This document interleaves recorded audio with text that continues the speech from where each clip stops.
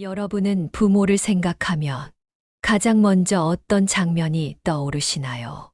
언제나 따뜻했던 품 혹은 애써 꺼내기 망설여지는 오래된 기억들. 오늘 이야기의 주인공은 58살 유순영 씨입니다. 그리고 이 이야기는 그녀가 아직도 마음 깊이 간직하고 있는 아버지라는 존재에 대한 기억에서 시작됩니다. 유 씨는 아버지를 떠올릴 때마다 쉽게 설명할 수 없는 마음이 든다고 말합니다. 그리움 같기도, 서운함 같기도, 어쩌면 평생 한 번도 정리되지 않은 질문 하나가 가슴 어딘가에 여전히 남아있는 건 아닐까 싶은 감정. 시간이 흐르고 이제 그녀 역시 자식이 있는 나이가 되었지만 그 시절의 마음은 여전히 정돈되지 않은 채 그녀를 가만히 붙잡고 있었습니다. 지금부터 유순영 씨의 이야기를 들어봅니다. 순영의 집안에는 말로 하지 않아도 모두가 아는 규칙이 있었습니다. 남자는 때를 잊고 여자는 조용히 그림자처럼 살아야 한다는 오래된 암묵이었죠. 그녀의 아버지는 마을에서도 알아주는 지주였습니다. 논밭이 많았고 누구든 그 앞에서는 허리를 굽혔습니다. 사람들은 지주댁 어른이라 불렀고 어머니는 그런 아버지 곁에 반발짝 뒤에 서 있었지요. 장남과 차남은 아버지의 자랑이었습니다. 어릴 적부터 부족한 것 없이 자랐고 고등학교 땐 학원 앞까지 기사 딸린 차가 따라다녔습니다. 아버지는 자주 말씀하셨습니다. 남자는 지갑이 비면 안 된다. 세상에서 꿋꿋이 서려면 자존심이 있어야 한다고요. 대학에 들어가자 장남은 중고차를 선물로 받았고 차남은 사업 자금을 받았습니다. 실패해도 괜찮다고 남 밑에서 일하지 말라며 등을 두드려 주던 그 손길은 오직 아들들에게만 닿아 있었지요. 그에 비해 순영은 같은 집에 살았지만 늘 조용한 손님 같았습니다. 여자는 결국 시집 가서 집에 있을 건데 학교는 왜 그리 가고 싶어 하냐? 공부해서 뭐 하냐? 밥이나 차리면 됐지. 아버지의 말은 딸에게 향할 때마다 늘 단호하고 벽처럼 차가웠습니다. 그래도 어머니 덕분에 순영은 고등학교까지 다닐 수 있었습니다. 새 교복은 몰래 마련해 주셨고 학용품은 이웃집 아이에게 얻어 채웠습니다. 딸이 뭔가를 말하려 하면 아버지는 신문을 펼쳤고 집안 공기는 언제나 묵직하게 가라앉았죠. 고등학교를 졸업한 뒤 순영은 조용히 일했고 말없이 결혼도 했습니다. 결혼식 날 아버지는 가장자리에 앉아 있었고 하객보다 먼저 자리를 떴습니다. 사진 속 아버지는 거의 보이지 않았습니다. 명절이면 가족이 모였습니다. 형제들은 자식들과 웃고 떠들었고 순영은 부엌에서 음식하고 아이들 챙기며 조용히 그 자리에 있었습니다. 누구도 그녀에게 안부를 묻지 않았습니다. 그녀는 점점 이름 없는 사람처럼 느껴졌습니다. 그러던 어느 날 마을에 소문이 돌았습니다. 지주댁 어른이 췌장암이라더라. 상태가 좋지 않대. 며칠 뒤 어머니에게서 전화가 왔습니다. 아버지가 많이 아프셔. 병간호가 너무 힘들다. 내가 좀 도와줄 수 없겠니? 순영은 수화기를 든 채 말이 없었습니다. 받지 못한 사랑, 외면당한 시간, 그 모든 게 떠오르면서도 그녀는 담담하게 대답했죠. 제가 갈게요, 엄마. 그날 이후 그녀의 긴 시간이 시작되었습니다. 병실은 늘 조용했습니다. 형광등 불빛 아래 창문은 흐리게 서려 있었고 순영은 그 안에서 하루를 쪼개어 살았습니다.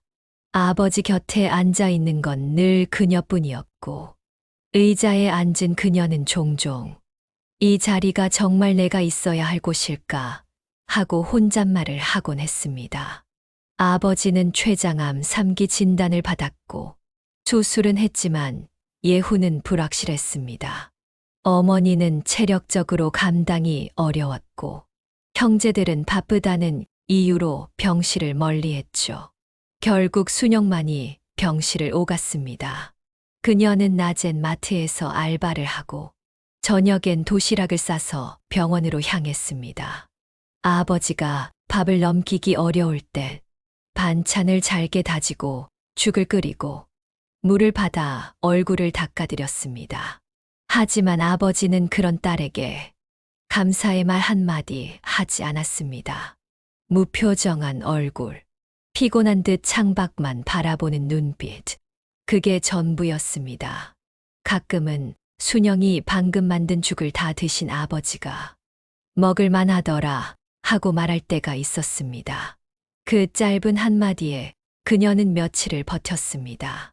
그토록 작은 말이 그녀에겐 너무도 낯설고 희귀한 온기였기 때문입니다. 병실에 다녀간 사람은 거의 없었습니다. 가끔 어머니가 반찬을 싸 오셨고 형제들은 간혹 전화로만 안부를 물었습니다. 그 누구도 순영의 고단함에 대해 이야기하지 않았습니다. 그녀는 그저 딸이었고 딸이니까 당연하다는 듯 그 자리를 지켰습니다. 밤엔 병실 구석 의자에서 졸았습니다. 어깨엔 담요 하나, 가방 안엔 아이의 그림 일기.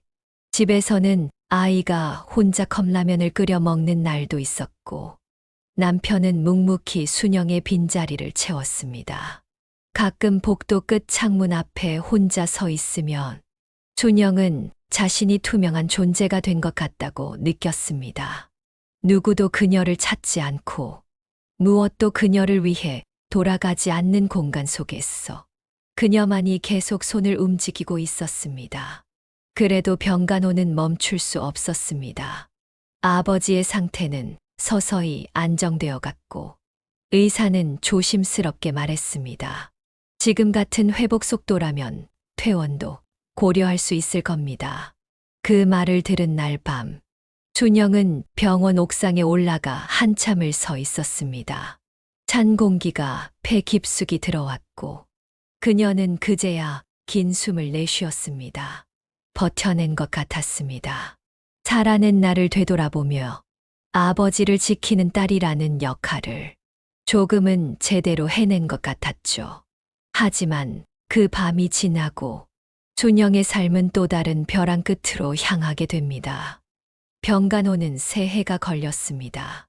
하루하루가 쌓여 어느덧 계절이 3번 바뀌었고 그 사이 순영의 머리카락엔 흰빛이 번져갔습니다. 아버지는 이제 건강을 되찾았습니다. 기력이 회복되고 식사량도 늘었습니다. 간병인의 손을 빌리지 않아도 될 만큼 스스로를 챙길 수 있었죠. 퇴원하던 날, 아버지는 아무 말 없이 병실을 나섰습니다. 순영은 조용히 짐을 정리했고 어머니는 아버지의 팔을 붙잡고 병원 로비를 걸었습니다. 아무도 순영에게 수고했다 말하지 않았습니다. 그녀도 바란 적 없었습니다. 이제 겨우 한 고비를 넘겼을 뿐이었으니까요. 아버지는 집으로 돌아왔습니다.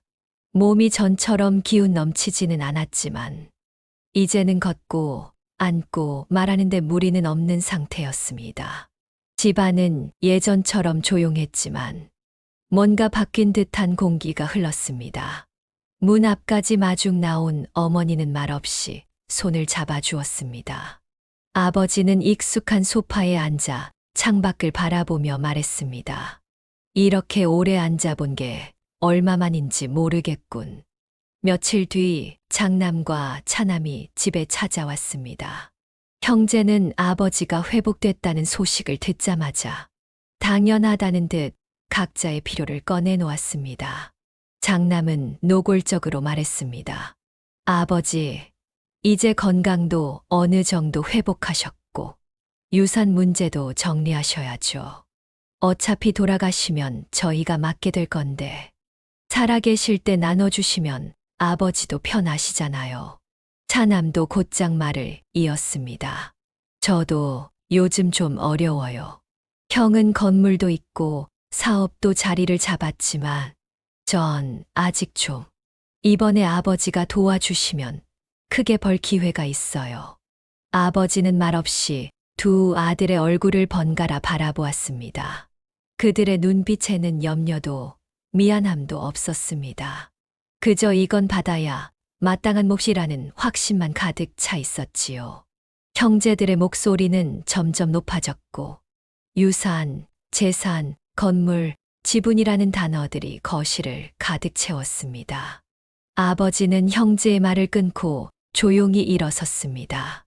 식은 물 한 컵을 마시며 말없이 창밖을 바라봤습니다. 거기엔 이미 가버린 시간과 다시는 돌아오지 않을 누군가의 손길이 있었습니다. 딸은 그 뒤로 단 한 번도 집에 오지 않았습니다. 전화도 안부도 없었습니다.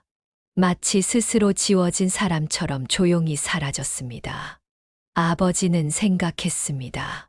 그 아이에게 뭐라도 한마디 해야 하지 않을까.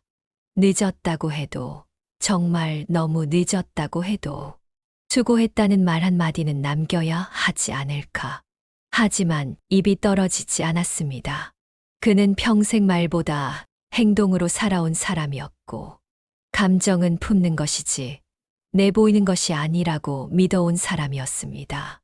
그래서 결국 아무 말도 하지 못했습니다. 말없이 자리를 비운 딸을 떠올리며 그는 다시 창밖을 바라봤습니다. 그리고 새해 만에 돌아온 일상은 어색하지만 순영을 편안하게 만들어주는 듯 하였습니다. 하지만 평화는 오래 가지 않았습니다. 남편이 갑자기 체중이 줄기 시작했고 순영은 불안한 마음으로 병원 검사를 받도록 했습니다. 결과는 췌장암. 아버지와 똑같은 병명이었습니다. 진단을 받은 날, 순영은 병원 복도에서 고개를 숙인 채 움직이지 못했습니다.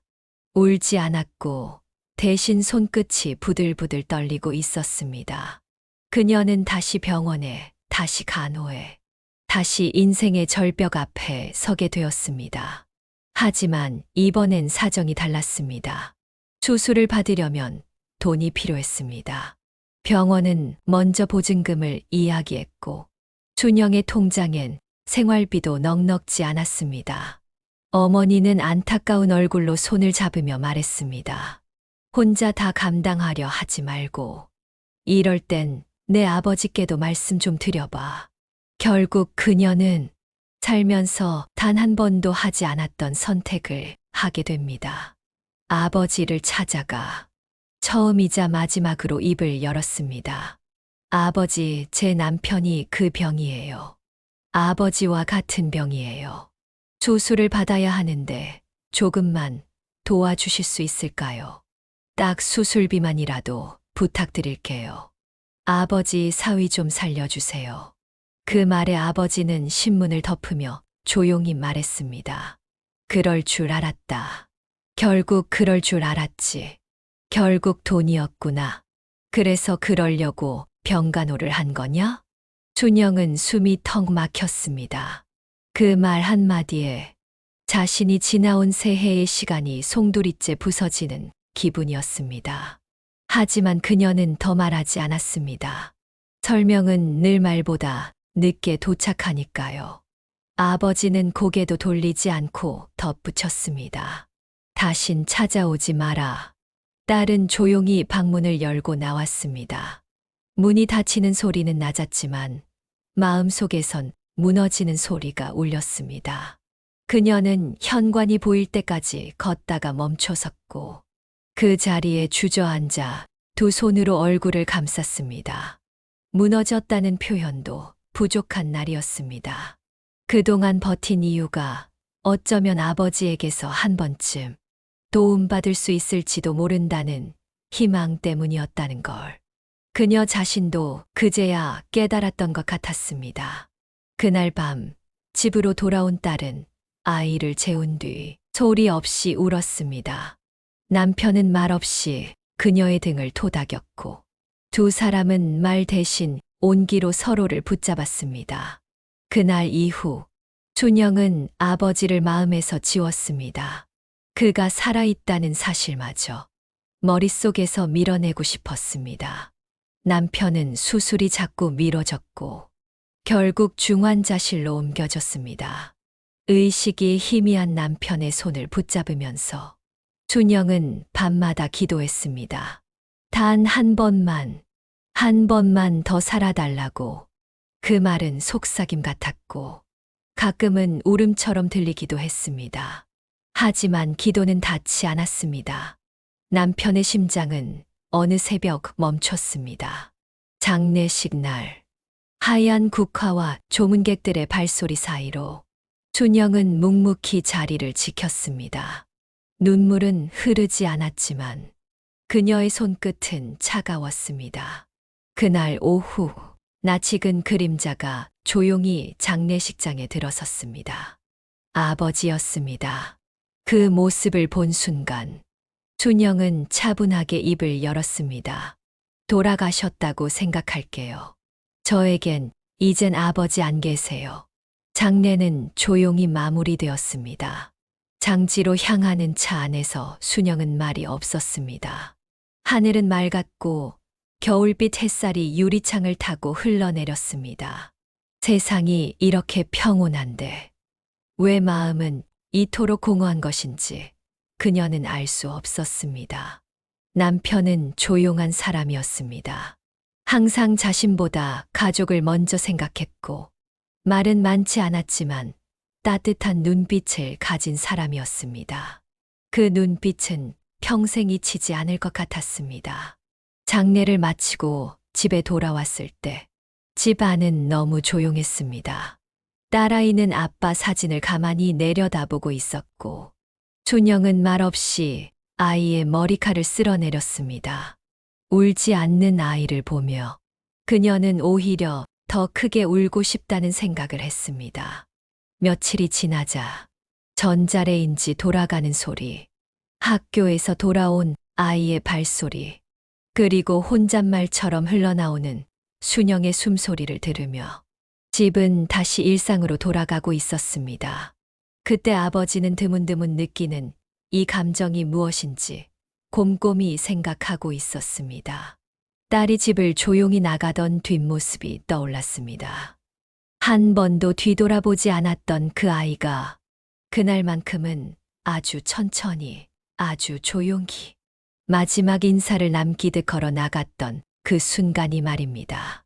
장남과 차남이 자신의 몫인 양 마치 아버지가 돌아가시기를 바라는 듯 말할 때마다 순간순간 딸이 떠올랐습니다. 병실 바닥에 앉아 잠든 모습, 밤새우며 식사를 챙기고 약을 살피던 눈빛, 말없이 손을 쥐어주던 그 따뜻한 감촉이 문득 되살아났습니다. 그 모든 시간 속에서 딸은 단 한 번도 무엇을 달라고 하지 않았습니다. 아픈 사람 곁을 지키는 것이 너무나도 당연하다는 듯 자신의 삶을 조금씩 내어주며 그렇게 살아냈습니다. 아버지는 잠시 눈을 감았습니다. 준영은 시간이 흘러 새로이 또 살아가고 있었습니다. 그리고 그녀는 아니라고 되뇌었지만 계속 어떤 부재를 느끼고 있었습니다. 그것은 남편의 빈자리가 아니라 장례식장에 다녀간 아버지에 대한 기억 때문이었습니다. 그가 문을 열고 들어왔던 순간 준영은 다시 한 번 마음을 다잡았습니다. 그 사람은 이제 내게 없는 사람이라고, 살아있어도 더 이상 마음속에 두지 않겠다고, 다신 돌아오지 않을 사람으로 여기기로 했습니다. 그 말은 스스로에게 내리는 다짐 같았고 한 시절을 마무리 짓는 선언 같기도 했습니다. 그 이후로 순영은 아버지를 입에 올리지 않았습니다. 어머니에게도 딸아이에게도 그 사람은 더 이상 그녀의 삶에서 언급되지 않았습니다. 하지만 이상하게도 완전히 지워졌다고 믿었던 그 순간부터 그의 말투, 숨소리, 찻잔을 들던 손동작까지 선명하게 떠오르기 시작했습니다. 그건 미움이었을까요? 아니면 지워지지 않는 기억의 잔해였을까요? 어느 날 순영은 다림질을 하다 문득 손을 멈췄습니다. 티셔츠 위로 아버지의 그림자가 드리워진 것 같은 착각이 들었습니다. 그녀는 한참을 서 있다가 작은 숨을 내쉬며 중얼거렸습니다. 어떻게 그럴 수가 있었을까요? 자식한테 어떻게 그럴 수 있었을까요? 그 말은 조용히 허공에 흩어졌고 준영은 다시 손을 움직였습니다. 삶은 멈추지 않았고 그녀는 그 흐름을 따라가야 했습니다.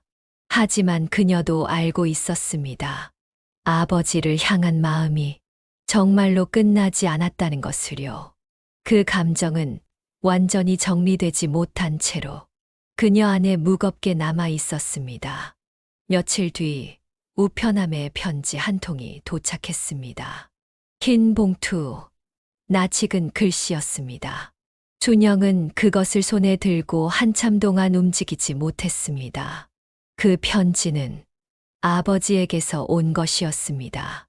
편지는 낯선 듯 익숙했습니다.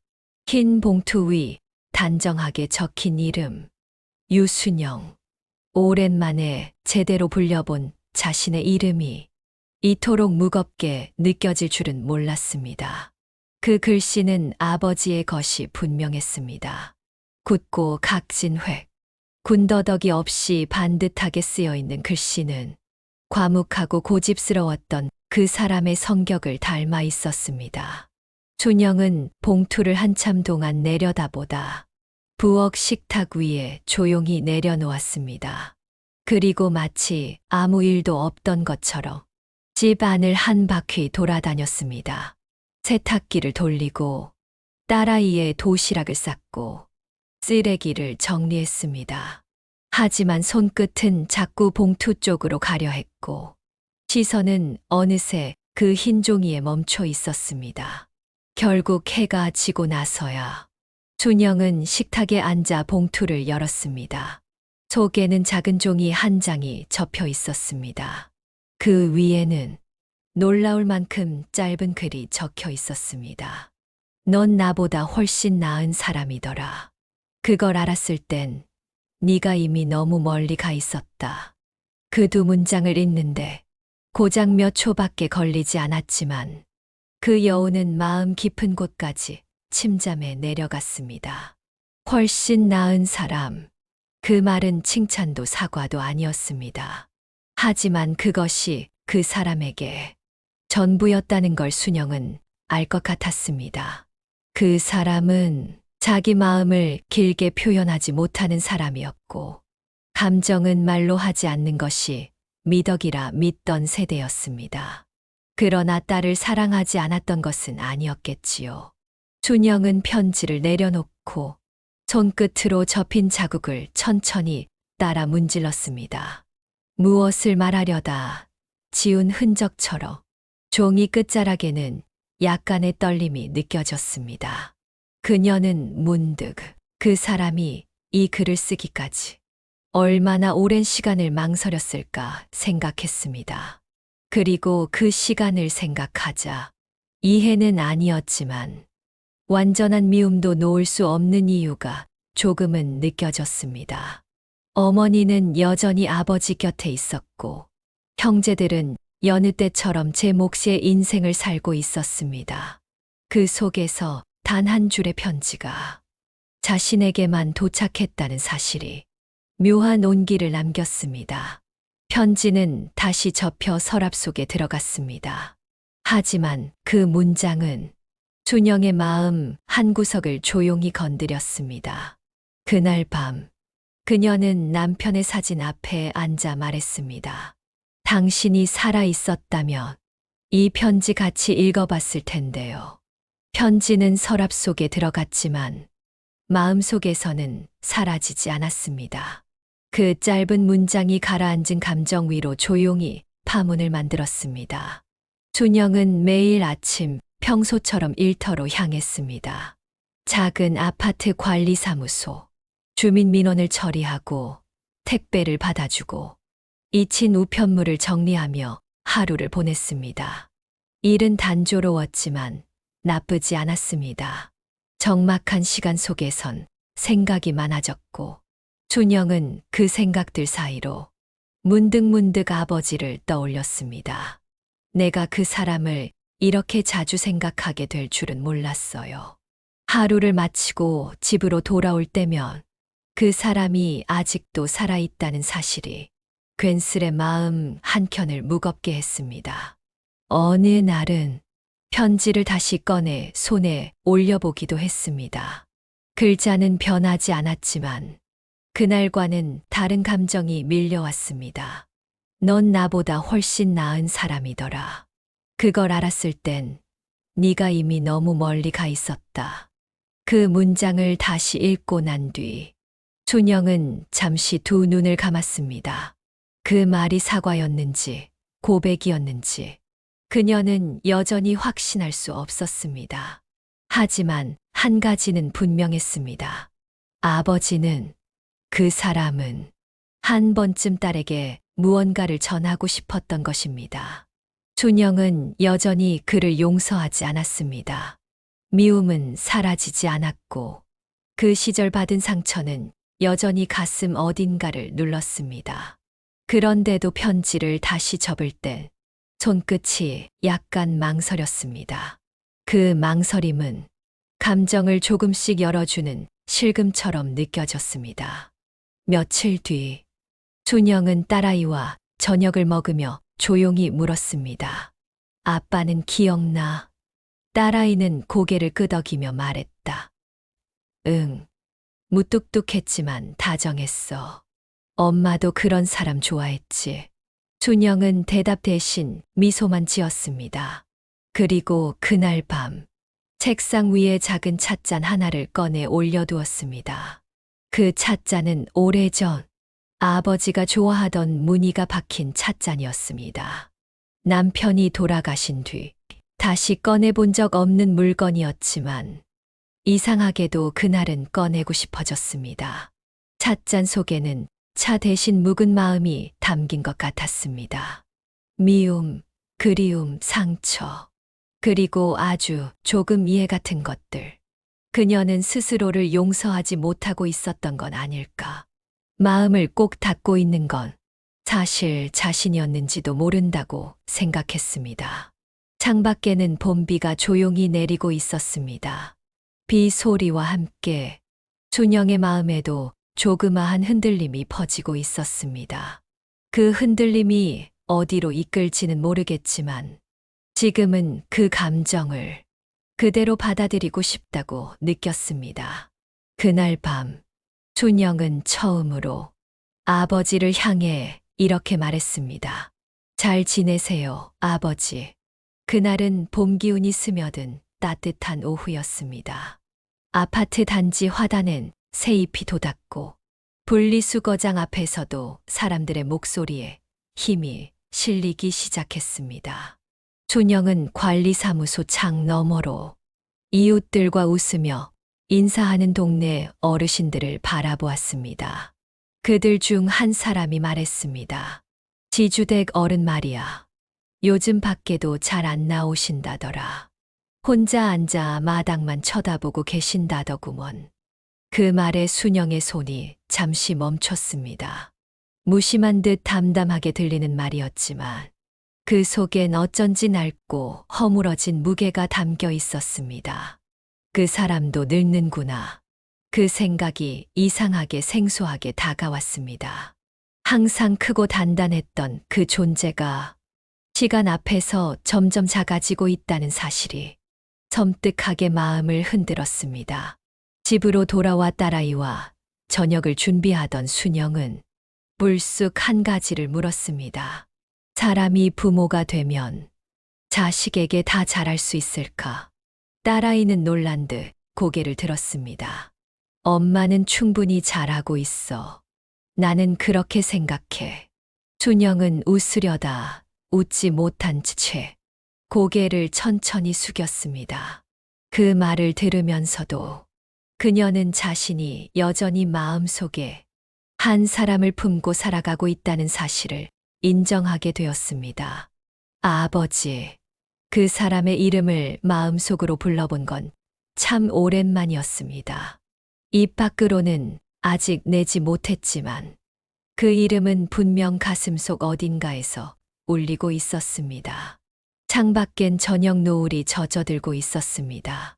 그녀는 베란다에 나가 조용히 하늘을 바라보았습니다. 어릴 적 논두길 끝에 서서 아버지를 기다리던 기억이 떠올랐습니다. 비가 올 듯 말 듯한 날이었고 그녀는 비닐우산을 들고 서 있었습니다. 아버지는 그날도 아무 말 없이 지나쳤습니다. 하지만 그때의 자신은 기대하고 있었던 것입니다. 언젠가 아버지가 돌아봐 줄 거라고. 기억은 흐릿하지만 감정은 선명했습니다.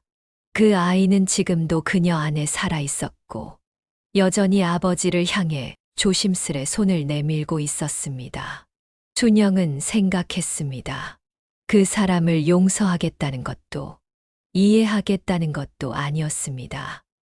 다만 이름조차 부르지 못했던 그 사람을 이제는 마음속에서 한 번쯤 부르고 싶다는 마음이었습니다. 그녀는 조용히 눈을 감고 속으로 한 번 아주 작게 불렀습니다.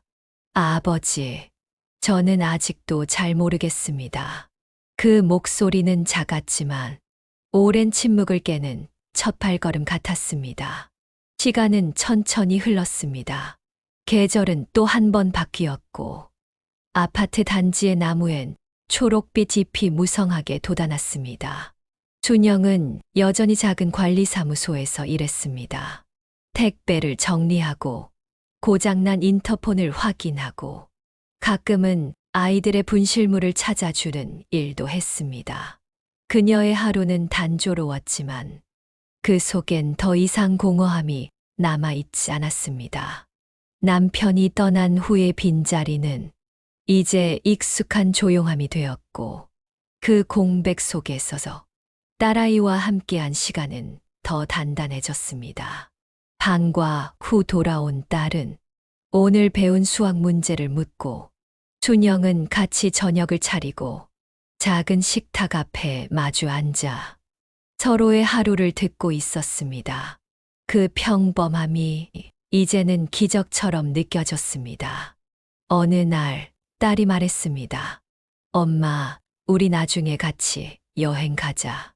할아버지 어릴 적에 살던 동네도 한번 가보고 싶어. 준영은 고개를 숙였습니다. 그리고 아주 잠시 멈칫한 뒤 조용히 대답했습니다.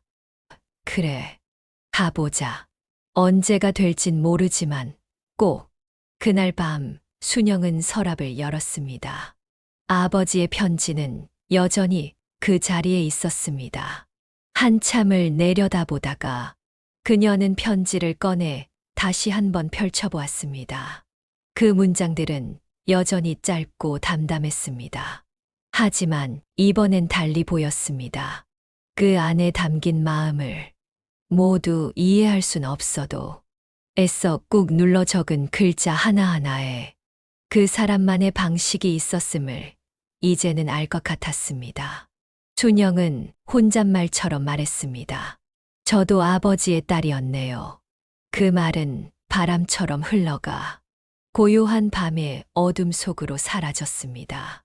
다음 날 아침, 준영은 늘 하던 대로 일찍 일어나 딸아이의 아침밥을 차렸습니다. 밥솥을 열고 계란을 굽고 미역국의 간을 보았습니다. 그녀는 오늘도 살아내고 있었습니다. 무너지지 않고 부서지지 않으며 자신의 자리를 지키고 있었습니다. 삶은 여전히 복잡하고 때론 고통스럽기도 하겠지만 준영은 이제 자신의 이야기를 계속 써내려갈 준비가 되어 있었습니다. 그리고 언젠가 아버지를 조금 더 이해하게 되는 날이 오더라도 그건 억지로가 아니라 자연스럽게 삶 속에서 그렇게 이뤄질 것이라 믿고 싶었습니다. 그래서 오늘도 그녀는 딸아이의 손을 잡고 천천히 조용히 자신의 길을 걸어가고 있었습니다. 그 길이 어디로 가는지는 알 수 없지만 한 걸음씩 내딛는 지금 이 순간이 준영에게는 충분히 소중하다고 느껴졌습니다. 안녕하세요. 이 이야기를 어디에든 한 번쯤 남기고 싶었습니다. 누가 꼭 들어주지 않아도 괜찮지만 살다 보면 마음속 이야기를 그냥 꺼내놓고 싶은 날이 있잖아요. 지금이 저에겐 그런 순간인 것 같아서요. 저는 58살 유순영입니다. 지금은 작은 아파트 관리소에서 일하고 있어요.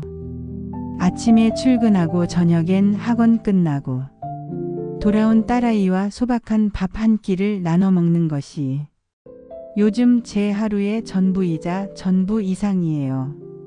가끔은 생각해요. 나는 나이 들어도 왜 이렇게 마음이 복잡할까?